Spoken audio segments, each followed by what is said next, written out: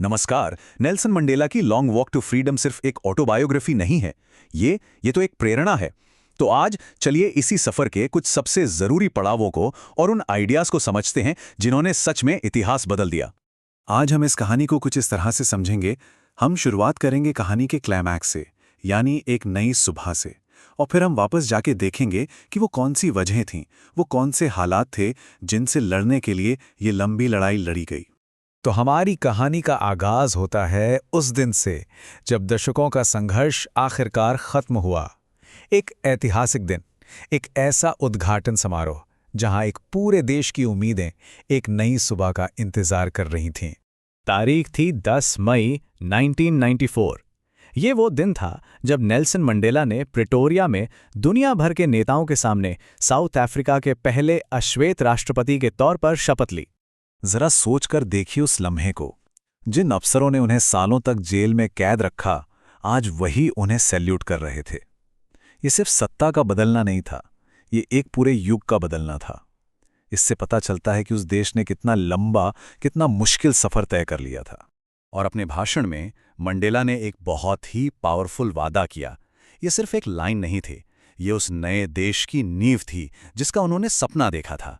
एक ऐसा देश जो फिर कभी किसी पर जुल्म नहीं होने देगा। लेकिन ये जीत, ये नई सुबह एक दिन में तो नहीं आई। इस लंबी यात्रा की जरूरत ही क्यों पड़ी? इसे समझने के लिए हमें उस क्रूर सिस्टम को जानना होगा जिसके खिलाफ ये पूरी लड़ाई लड़ी गई थी। तो ये रंगभेद या अपार्थाइड आखिर था क्या? असल में ये एक ऐसा पॉलिटिकल और सोशल सिस्टम था जहां लोगों के साथ उनकी स्किन के कलर के आधार पर बहुत ज्यादा भेदभाव किया जाता था। इस सिस्टम ने एक ही देश में दो अलग अलग दुनिया बना दी थी।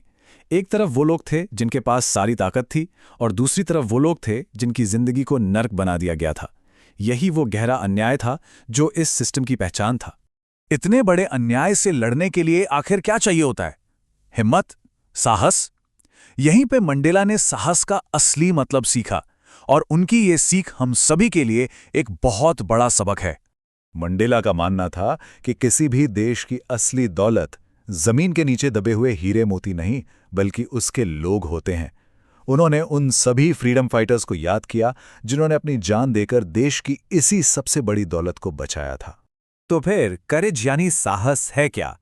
मंडेला के मुताबिक साहसी वो इंसान नहीं है जिसे डर ही नहीं लगता। नहीं, साहसी तो वो है जो डरने के बावजूद उस डर पर जीत हासिल कर लेता है। और ये साहस दिखाने का फर्ज सिर्फ बड़े बड़े नेताओं का नहीं होता। मंडेला का मानना था कि हर इंसान की जिंदगी में कुछ बहुत बेसिक जिम्मेदारियां होती हैं। उनके हिसाब से हर इंसान की दो जिम्मेदारियां होती हैं। पहली, अपने परिवार के लिए, अपने माता पिता, पत्नी और बच्चों के लिए। और दूसरी जिम्मेदारी होती है अपने लोगों के लिए, अपनी कम्युनिटी और अपने देश के लिए। लेकिन अपार्थाइड के क्रूर सिस्टम में एक अश्वेत इंसान के लिए इन दोनों जिम्मेदारियों को एक साथ निभाना नामुमकिन था। अगर कोई अपने लोगों और समाज के प्रति अपना फर्ज निभाने की कोशिश करता तो उसे कानून का मुजरिम माना जाता था और उसे अपने ही परिवार से अलग कर दिया जाता था। अब आते हैं मंडेला के एक ऐसे विचार पर जो हमें आज़ादी का एक बिल्कुल नया मतलब सिखाता है। उन्होंने एक सवाल उठाया, क्या जुल्म करने वाला इंसान खुद आज़ाद होता है?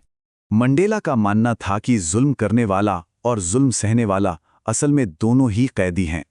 एक नफरत की सलाखों के पीछे कैद है तो दूसरा जुल्म की, और इस प्रक्रिया में दोनों से ही उनकी इंसानियत छीन ली जाती है। तो फिर सच्ची स्वतंत्रता, असली फ्रीडम है क्या? मंडेला के लिए इस एक शब्द का मतलब उनकी पूरी जिंदगी बदलता रहा। चलिए उनके इस वैचारिक सफर को थोड़ा और करीब से देखते हैं। ये सवाल बहुत जरूरी है क्योंकि इसका जवाब ही हमें बताता है कि वो एक आम इंसान से एक महान नेता कैसे बने। देखिए, जब वो बच्चे थे तो उनके लिए आज़ादी का मतलब था बस खेतों में दौड़ना और नदी में तैरना। जब वो जवान हुए तो आज़ादी का मतलब हो गया अपनी रोजी रोटी कमाना और परिवार पालना। लेकिन जब उन्होंने अपने लोगों का दर्द महसूस किया, तब उन्हें यह एहसास हुआ कि असली आज़ादी को टुकड़ों में नहीं बांटा जा सकता।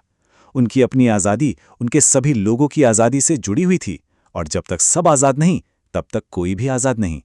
तो इस पूरी कहानी से हम क्या सीख सकते हैं? यहाँ 5 सबसे बड़ी बातें हैं। पहली, कि रंगभेद एक बेहद क्रूर सिस्टम था। दूसरी, कि असली साहस डर पर जीत पाना है।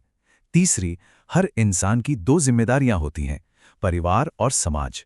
चौथी, जालिम और मजलूम दोनों ही कैदी हैं।